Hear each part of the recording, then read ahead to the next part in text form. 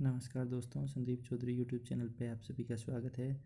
मैं इस वीडियो में आपसे राजस्थान की स्वतंत्रता आंदोलन क्लास 9th की बुक शुरू करने जा रहा हूँ। शुरू कर दी है।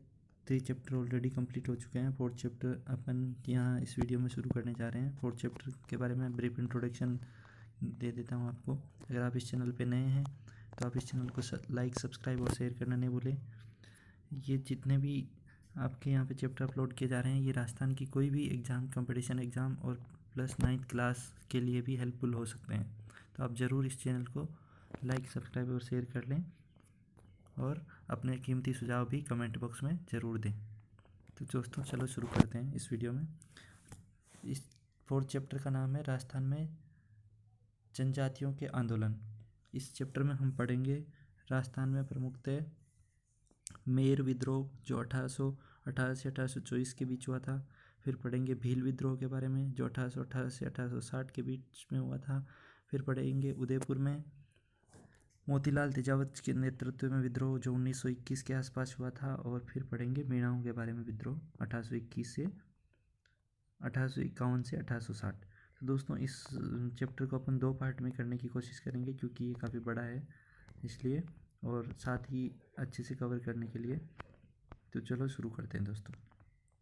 राजस्थान में स्थानीय सामंतवाद और ब्रिटिश साम्राज्यवाद के मध्य अपवित्र गठबंधन का प्रतिरोध सर्वप्रथम मेर, मीणा और भील जनजातियों ने किया।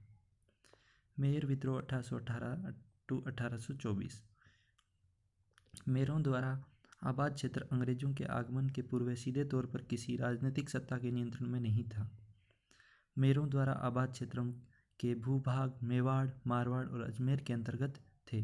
तो मेर मुख्यतः किस क्षेत्र के थे? जो मेवाड़ रीजन है जिसमें उदयपुर और राजसमंद जिले आते हैं, और मारवाड़ जो जोधपुर पाली एरिया आता है, और अजमेर का रीजन जो सेंट्रल राजस्थान के थे। किंतु मेरों द्वारा इनका राजनीतिक और प्रशासनिक नियंत्रण नहीं था। सर्वप्रथम अंग्रेजों ने उन्हें अपने पूर्ण नियंत्रण में लाने का प्रयास किया था। यही मेरों के विद्रोह का प्रमुख कारण बना। अंग्रेजों, क्योंकि उनका प्रशासनिक और राजनीतिक नियंत्रण इस क्षेत्र में नहीं था, फलस्वरूप अंग्रेजों ने यहाँ पे अधिकार कर लिया। जैसा कि अपन ने पढ़ा था, भारत में अंग्रेजों का आगमन हो गया था 1600 में ईस्ट इंडिया कंपनी की स्थापना के साथ ही। तो ऊपर अपन ने पढ़ चुके हैं, राजस्थान में भी सामंत और जो रजवाड़े थे वो सीधे इनके नियंत्रण में आ चुके थे और सामंत इनसे बड़े परेशान थे। तो अब जनजातीय लोग भी धीरे धीरे अंग्रेजों से परेशान होने लगे और उन्होंने भी विद्रोह किया। तो यही मेरों के विद्रोह का एक प्रमुख कारण बना।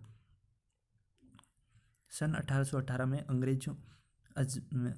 अजमेर के अंग्रेज सुपरिटेंडेंट एफ विल्डर ने झाक एवं अन्य गांवों जो मेरवाड़ा क्षेत्र के केंद्र बिंदु माने जाते थे के साथ समझौता किया। किसने किया? अंग्रेज सुपरिटेंडेंट था एफ विल्डर, जिसके अनुसार मेरों ने लूटपाट न करने की सहमति प्रदान की। क्योंकि ये जनजाति लोग थे, ये मुख्यतः लूटपाट करते थे और मतलब आदिवासी की तरह रहते थे। आज भी आप देख सकते हैं। तो अंग्रेज जो सुपरिटेंडेंट था उसने 1818 में एफ विल्डर उसने मेरों के साथ लूटपाट न करने हेतु समझौता किया। मार्च 1819 में विल्डर ने किसी साधारण घटना को मेरों द्वारा उपयुक्त समझौते को तोड़ना सिद्ध करते हुए मेरवाड़ा पर आक्रमण कर दिया। अजमेर के पास क्षेत्र था मेरवाड़ा। उसने नसीराबाद से सैनिक लाकर साथ लेकर मेरों के खिलाफ दंडनात्मक अभियान आरंभ किया। मेरों को दंडित किया गया तथा उन पर नियमित निगरानी रखने के लिए मेरवाड़ा क्षेत्र में पुलिस चौकियां स्थापित की। इस प्रकार अंग्रेजों द्वारा मेरों को घेरने की नीति आरंभ होती है। अतः प्रतिक्रिया स्वरूप मेरों ने सन 1820 के प्रारंभ से ही जगह जगह विद्रोह कर दिया तथा अपने क्षेत्र में से पुलिस चौकियां और थानों को हटाने का प्रयास किया। नवंबर 1820 में झाक नामक स्थान पर ब्रिटिश पुलिस के हत्याकांड ने अंग्रेजों तथा साथ ही मेवाड़ और मारवाड़ राज्य को भयभीत कर दिया था। दोस्तों ये घटना है नवंबर 1820 में झाक नामक स्थान पर ब्रिटिश पुलिस के हत्याकांड ने अंग्रेजों तथा साथ ही मेवाड़ मारवाड़ राज्यों को भयभीत कर दिया था। यहाँ मेर विद्रोह अत्यंत व्यापक और भयानक था। मेरों ने अनेक स्थानों पर अंग्रेजी पुलिस चौकियों को जला दिया था तथा सिपाहियों को मार दिया था। बढ़ते हुए मेर विद्रोह को दबाने के लिए अंग्रेजी सेना की 3 बटालियन थी, जो मेवाड़ मारवाड़ की संयुक्त सेनाओं ने मेरों पर आक्रमण किया, जिसमें भारी जनहानि उठानी पड़ी थी। भारी जनहानि हुई। ये सेनाएं जनवरी 1821 के अंत तक मेरों का दमन करने में सफल रही। 1822 में मेरों से गठित मेरवाड़ा बटालियन ब्यावर मुख्यालय पर स्थापित की गई। 1822 ईस्वी में मेरों से गठित जो मेर थे, मेरों से गठित मेरवाड़ा बटालियन ब्यावर मुख्यालय पर स्थानांतरित कर दी गई। ब्यावर दोस्तों जगह है, ये अजमेर में भी एक तहसील भी है और पाली में जगह भी है। लंबे समय तक तो यहाँ ये अजमेर क्षेत्र की ब्यावर है। लंबे समय तक संपूर्ण मेरवाड़ा क्षेत्र ब्रिटिश नियंत्रण में रहा। ब्रिटिश प्रशासन 19वीं सदी के अंत तक कठोर दमनात्मक उपायों का सहारा लेकर मेरवाड़ा में शांति स्थापित करने में सफल रहा। 20वीं सदी के प्रारंभिक वर्षों में अंग्रेजों ने मेरों में समाज सुधार गतिविधियों का प्रारंभ किया। इस प्रकार अंग्रेज 1947 तक मेर विद्रोह को नियंत्रित करने में सफल रहे। तो दोस्तों मेरों का विद्रोह जो 1818 के आसपास शुरू हुआ था, वो प्रशासनिक सुधार के साथ, सामाजिक सुधार के साथ 1947 में सफल लगभग खत्म हो जाता है। फिर अगला विद्रोह है भील विद्रोह। राजस्थान में जनजातीय आंदोलन में भील विद्रोह जो 1818 से 1860 में हुआ था। भील मूलतः एक शांतप्रिय जनजाति रही है। वे अंग्रेजों के आगमन तक स्वतंत्र जीवन व्यतीत कर रहे थे तथा 1818 के पश्चात उनके ऊपर स्थापित अर्ध सामंती और अर्ध औपनिवेशिक नियंत्रण ने उन्हें विद्रोह के लिए बाध्य किया। 1818 में उदयपुर राज्य के भीलों ने अनेक कारणों से विद्रोह किया। एक तो भीलों पर कर थोपने के अंग्रेजी प्रयासों ने भीलों में असंतोष को जन्म दिया। दूसरा कारण था अंग्रेजों की भील दमन नीति ने भीलों के मन में अंग्रेजों के विरुद्ध अनेक मनोवैज्ञानिक संदेह उत्पन्न कर दिए थे। तीसरा कारण है ईस्ट इंडिया कंपनी के सहायक संधि के तुरंत पश्चात उदयपुर राज्य का आंतरिक प्रशासन जेम्स टोड ने अपने हाथों में ले लिया था और उसने भीलों पर राज्य का प्रभुत्व स्थापित करने के लिए भीलों को अपने नियंत्रण में लाने का प्रयास किया था। चौथा कारण है 1818 की संधि के पश्चात अधिकांश देशी सेनाओं को भंग कर दिया गया था। भील राज्य एवं जागीरदारों की सेना में नियमित अथवा अनियमित रूप से नियुक्त रहते थे तथा इन सेनाओं के भंग होने से बेरोजगारी के चलते उनमें असंतोष उत्पन्न होना स्वाभाविक था। पांचवा कारण था भील अपनी पाल के समीप ही गांवों से रखवाली अर्थात चौकीदारी कर नामक कर तथा अपने क्षेत्र से गुजरने वाले माल और यात्रियों से बोलाई ये कर था, जो सुरक्षा के लिए नामक कर वसूल करते थे।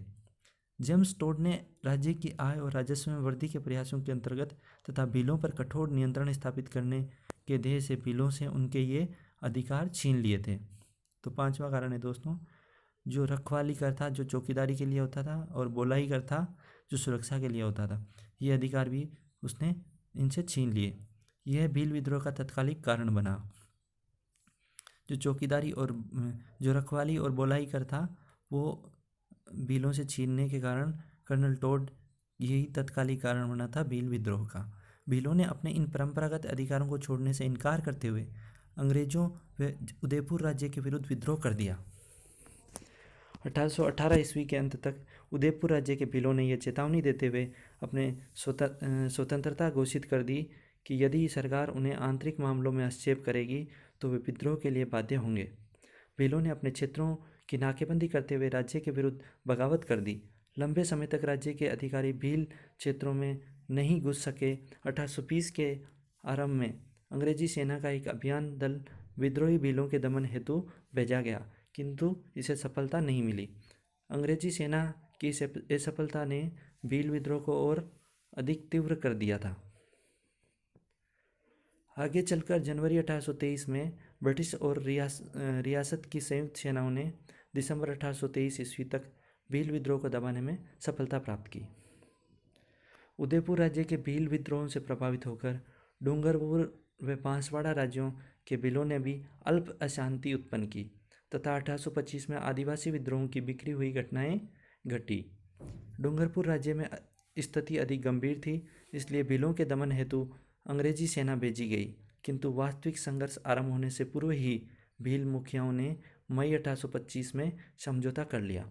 इस प्रकार का समझौता डूंगरपुर राज्य की सिमूर वारू, देवल, नंदूपालो के भीलों ने भी किया। तो ये जगह है सिमूर वारू, देवल और नंदूपालो। उपयुक्त समझौते के प्रावधान एक पक्षीय थे, अर्थात मतलब अंग्रेजों की तरफ पूरा अंग्रेजों ने जो जो संधि करनी चाहिए, जो जो शर्तें रखनी चाहिए थी, वही शर्तें रखी थी, किंतु इसके माध्यम से अंग्रेज लंबे समय तक डूंगरपुर राज्य में शांति स्थापित करने में सफल नहीं रहे। उदयपुर राज्य के बिलों ने कभी भी इस प्रकार की शर्तें स्वीकार नहीं की तथा अंग्रेजों व उदयपुर राज्य के समक्ष समर्पण नहीं किया। जनवरी 1826 में गिरासिया, भील मुखिया दौलत सिंह और गोविंद राम ने अंग्रेजों व उदयपुर राज्य के खिलाफ विद्रोह कर दिया। दोस्तों ये इम्पोर्टेंट है क्या कि जनवरी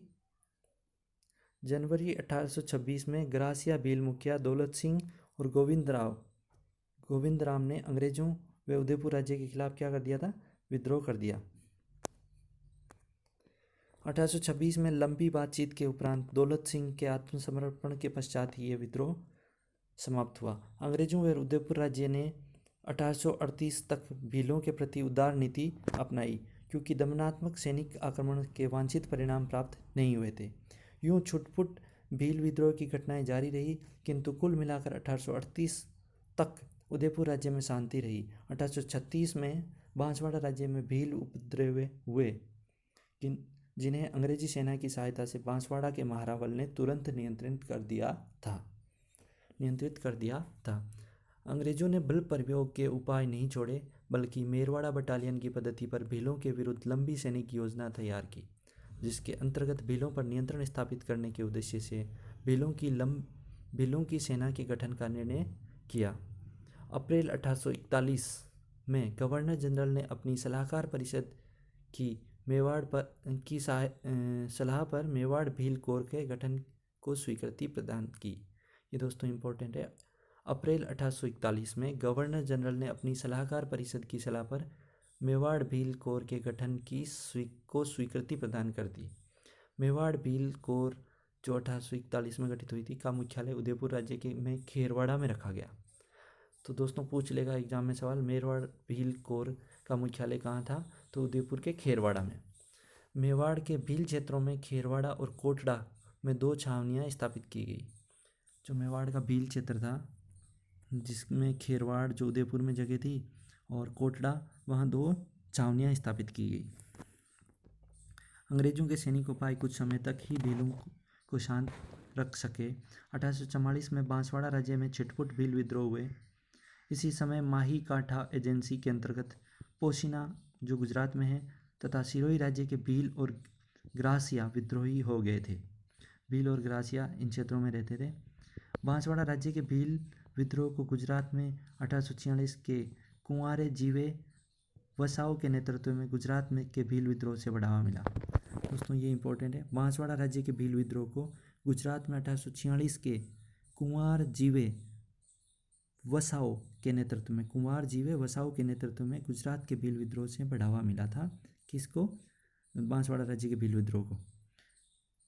बांसवाड़ा राज्य ने अपने वकील कोठारी केसरी सिंह को सहायता हेतु वेस्टर्न मालवा ब्रिटिश एजेंट के पास भेजा तथा अंग्रेजी सेना की सहायता से 1850 ईस्वी के अंत तक भील विद्रोह को कुचल दिया गया था। 1850 ईस्वी से 1855 के मध्य कोई बड़े भील विद्रोह की घटना नहीं घटी, किंतु दिसंबर 1855 में उदयपुर राज्य के कालीबास के भील विद्रोही हो गए। उदयपुर में कालीबास जगह, वहाँ के भील विद्रोही हो गए थे।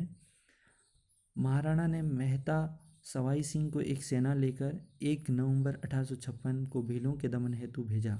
सेनाओं ने गांव में आग लगा दी तथा भारी संख्या में भीलों को मौत के घाट उतार दिया गया। 1860 ईस्वी तक निरंतर छिटपुट भील विद्रोह की घटनाएं घटती रही। 1857 की क्रांति के दौरान भी भील विद्रोह की संभावना थी, किंतु भील इस राष्ट्रीय क्रांति से अनभिज्ञ थे तथा राजकीय पलटनों ने अंग्रेजों के प्रति विद्रोह नहीं किया। वर्ष 1861 में उदयपुर के समीप खेरवाड़ा क्षेत्र में भील उपद्रव की घटनाएं सामने आई। 1863 ईस्वी में कोटड़ा के भील हिंसक गतिविधियों में संलग्न हो गए, जिसकी जिम्मेदारी मेवाड़ भील कोर के कमांडिंग अधिकारी ने उदयपुर राज्य पर सौंपी। क्योंकि राज्य के प्रशासनिक अधिकारी भीलों के साथ उचित व्यवहार नहीं कर रहे थे, इन आधारों पर हाकिम को स्थानांतरित कर दिया गया तथा सैनिक कार्रवाई व शांतिपूर्वक समझाकर भील उत्पाद को शांत कर दिया गया था। तत्पश्चात 1867 में ईस्वी में खेरवाड़ा व डूंगरपुर के मध्य देवलपाल के भीलों ने उत्पाद आरंभ कर दिया, जिसे मेवाड़ भील कोर ने कुचल दिया था। 1872 टू 1875 के दौरान बांसवाड़ा में भील विद्रोह की अनेक घटनाएं घटी। बांसवाड़ा राज्य में चिलकारी और शेरगढ़ गांव में भील छापेमार गतिविधियों द्वारा अशांत रहे। 1873 टू 74 के दौरान इन गांवों के भीलों ने खुला विद्रोह कर दिया था। उनकी गतिविधियां मध्य भारत के सेलाना झाबुआ राज्य तक फैल गई थी। झाबुआ एमपी में है। 1881 टू 1882 में उदयपुर राज्य के भील अंग्रेजों व राज्य के विरुद्ध उठ खड़े हुए। यह 19वीं सदी का सबसे भयानक भील विद्रोह सिद्ध हुआ। 1881-82 में उदयपुर राज्य के भील अंग्रेजों और राज्य के विरुद्ध उठ खड़े हुए। यह 19वीं सदी का सबसे भयानक भील विद्रोह सिद्ध हुआ। असल में यह लंबे समय से एकत्रित भील आक्रोश का विस्फोट था। 26 मार्च 1881 की रात में राज्य की सेनाएं मामा अमान सिंह, जो राज्य प्रतिनिधि था, और लोनारगन अंग्रेज प्रतिनिधि था, के नेतृत्व में बारपाल पहुंची। 26 मार्च 1881 की रात को राज्य की सेनाएं मामा अमान सिंह और लोनारगमन, जो अंग्रेज प्रतिनिधि था, उसके नेतृत्व में बारापाल जगह थी, वहां पहुंची। इसके बाद महाराणा का निजी सचिव श्यामल दास भी था। 27 मार्च को सेना ने बारापाल में सैकड़ों भील झोंपड़ियों को जलाकर राख कर दिया। 28 मार्च की पूरे दिन सैनिक अभियान जारी रहा तथा बारापाल के आसपास भीलों के झोंपड़ों को जलाया जाता रहा। फौज की इन कार्रवाइयों से बचने के लिए अधिकांश भीलों ने परिवार सहित स्वयं अपने घरों को उजाड़कर सघन जंगलों और पहाड़ियों की ऊंची चोटियों पर पहुंचकर सुरक्षात्मक स्थिति प्राप्त कर ली थी। अपनी स्थिति सुदृढ़ कर भीलों ने मार्ग में बाधा उत्पन्न कर राज्य की सेनाओं को आगे बढ़ने से रोक दिया। निराश सेना और सेनापतियों ने सुरक्षात्मक स्थिति लेकर रिखलदेव में डेरे डाल दिए थे। यहाँ लगभग 8000 भीलों ने इन्हें घेर लिया। इस विद्रोह के प्रमुख नेता बिलकपाल का गामेती नीमा, पीपली का खेमा और संगातरी का जोयता थे। इस विद्रोह के प्रमुख नेता कौन थे? जो बिलकपाल का था गामेती नीमा, और पीपली का था खेमा, और सगातरी का था जोयता। तो 3 नेता थे, गोमती नीमा, खेमा और जोयता। सैनिक अधिकारियों ने भीलों के साथ शांति समझौते के प्रयास किए, किंतु कोई सफलता नहीं मिली। महाराणा के निजी सचिव श्यामल दास ने रिखवदेव मंदिर के पुजारी खेमराज भंडारी के माध्यम से भील नेताओं से वार्ता आरंभ की। अंत में 25 अप्रैल 1881 को भीलों के साथ एक समझौता हुआ। कब हुआ? 25 अप्रैल 1881 को। राज्य के अधिकारी आधा बराड़ कर छोड़ने, भविष्य में भीलों को जनगणना कार्यों से कष्ट न पहुंचाने एवं विद्रोही भीलों को माफ़ी देने पर सहमत हो गए। भीलों ने राज्य के नियमों के पालन करने का वचन देते हुए कानून विरोधी गतिविधियों में संलग्न न होने की स्वीकृति दी। उपयुक्त समझौते ने एक भयंकर भील विद्रोह को शांत अवश्य कर दिया था, किंतु पूर्ण शांति स्थापित नहीं हो पाई थी। यद्यपि मेवाड़ की भील समस्या को 19वीं शताब्दी के अंत तक पर्याप्त सीमा तक सुलझा लिया गया था, किंतु डूंगरपुर और बांसवाड़ा के भीलों पर विशेष ध्यान नहीं दिया गया था। अतः 20वीं सदी के आरंभिक वर्षों में डूंगरपुर बांसवाड़ा राज्यों में गोविंदगिरी के नेतृत्व में शक्तिशाली भील आंदोलन आरंभ हुआ। तो दोस्तों, ये इंपॉर्टेंट पर्सनैलिटी है। डूंगरपुर बांसवाड़ा क्षेत्र के भीलों के प्रमुख नेता थे गोविंदगिरी।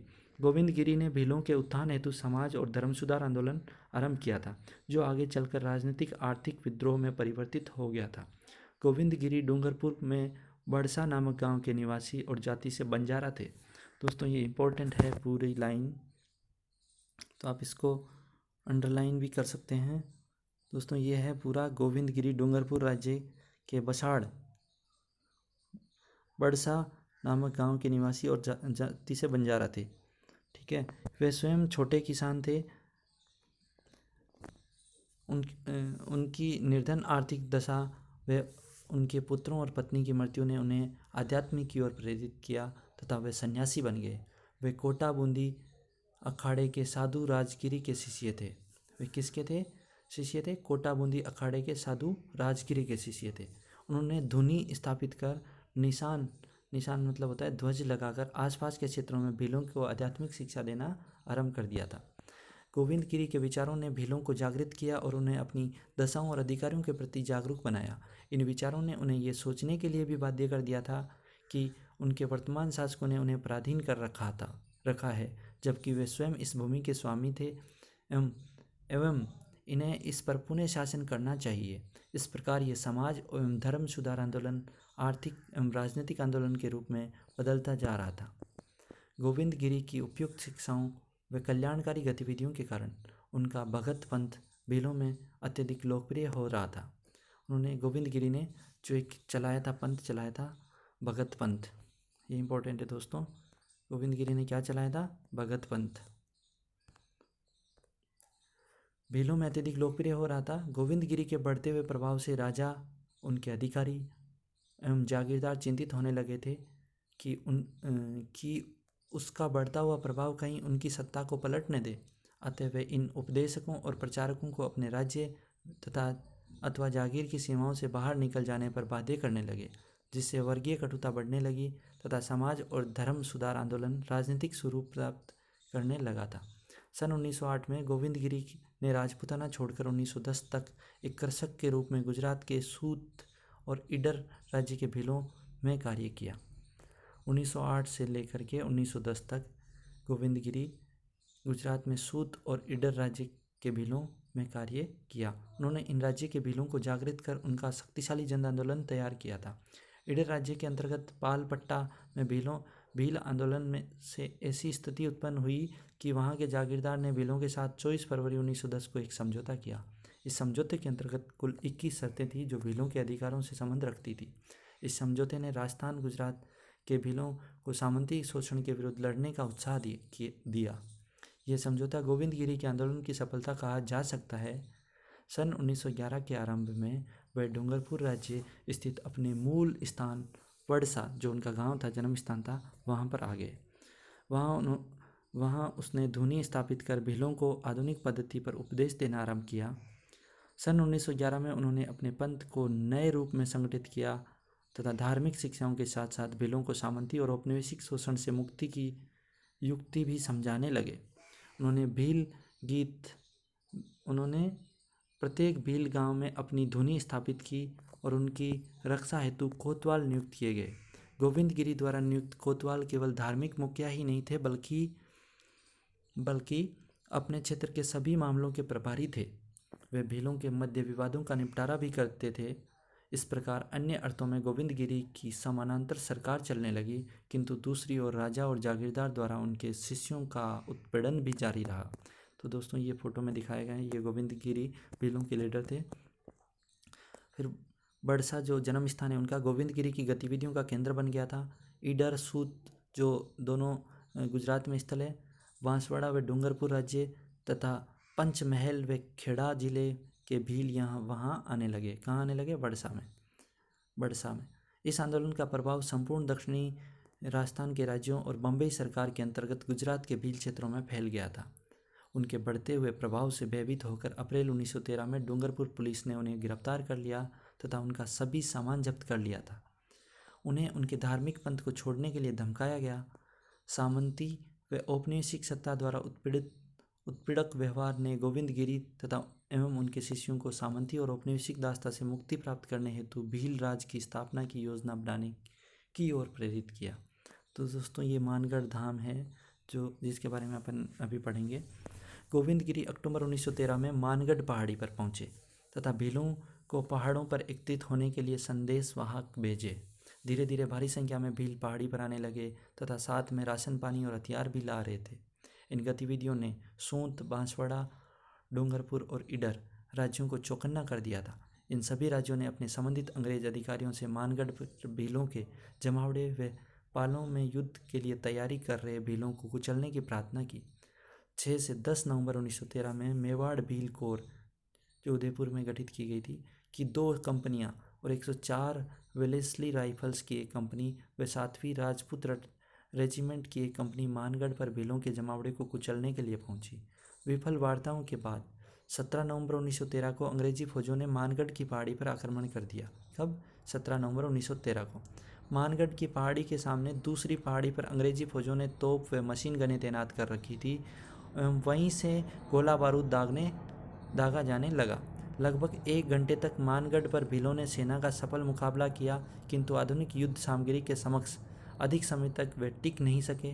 मानगढ़ की पहाड़ी के नीचे तैनात अंग्रेजी फौज पहाड़ी को घेरते हुए ऊपर पहुंची तथा भीलों को अंधाधुंध गोलियों से भूनना आरंभ कर दिया। भीलों में भी भगदड़ मच गई। कुछ ही समय में पहाड़ी पर भीलों ने आत्मसमर्पण कर दिया। उसके उपरांत भी भीलों का कत्लेआम जारी रहा। अंग्रेजी दस्तावेजों के अनुसार कुल 100 भील मारे गए तथा 900 भीलों को बंदी बना लिया गया। इसके साथ ही गोविंदगिरी व पुंजिया को भी बंदी बना लिया गया था। तो दोस्तों, ये मानगढ़ जो स्मारक बना हुआ है, यहाँ पे जो भील शहीद हुए थे अंग्रेजों की गोलीबारी में, उनकी याद में, तो मानगढ़ धाम यहाँ पे मेला भी लगता है, जिसके बारे में अपन आगे पढ़ेंगे। भील आंदोलन कुचल दिया गया था, किंतु भील अपने गुरु की गिरफ्तारी, जो गोविंद गुरु गिरी थे, को लेकर आंदोलित थे। भीलों में गोविंद गिरी भारी लोकप्रिय थे, क्योंकि उन्होंने उन्हें अनेक बुराइयों से मुक्ति दिलाई थी। अतः गोविंद गिरी की लोकप्रियता के कारण उनकी आजीवन कारावास की सजा को 10 वर्ष की सजा में बदल दिया गया था तथा 7 वर्ष पश्चात इस शर्त पर उनको रिहा कर दिया गया था कि वे सूंत, डूंगरपुर, बांसवाड़ा, कुशलगढ़ व ईडर राज्यों में प्रवेश नहीं करेंगे। वे सरकारी निगरानी में अहमदाबाद संभाग के अंतर्गत पंचमहल जिले में झालोद नामक गांव में रहने लगे। इसी स्थान पर सभी क्षेत्रों के भगत भील उनके प्रवचन सुनने वहां पहुंचने लगे। तो इस प्रकार भील विद्रोह खत्म होता है दोस्तों। फिर अगला है उदयपुर राज्य में मोतीलाल तेजावत के नेतृत्व में आंदोलन, और फिर अगला है मीणा विद्रोह। इनको अपन नेक्स्ट वीडियो में कवर करेंगे। अदरवाइज दोस्तों, वीडियो बहुत लंबा हो जाएगा।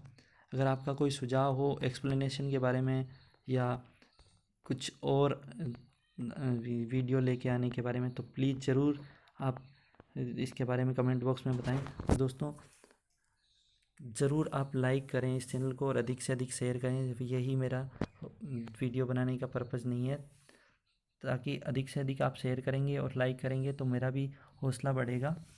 धन्यवाद दोस्तों।